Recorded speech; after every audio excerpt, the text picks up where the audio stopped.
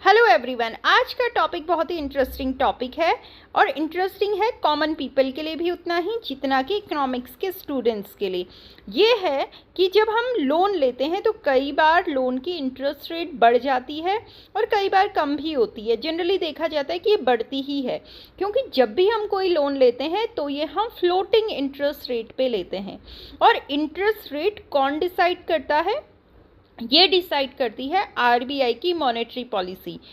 Monetary policy वो tool है जिसके तहत आरबीआई इन्फ्लेशन को कंट्रोल करता है और जो भी कमर्शियल बैंक हैं वो आरबीआई की पॉलिसी के साथ ही चलना उनके लिए आवश्यक होता है, शेड्यूल्ड बैंक के लिए भी और नॉन शेड्यूल्ड बैंक के लिए भी।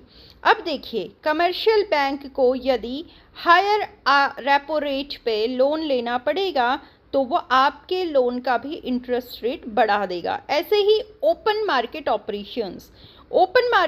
ऑपरेशंस को हम कई बार हिंदी में जब उसे हम कहते हैं तो हम कहते हैं खुले बाजार की क्रियाएं।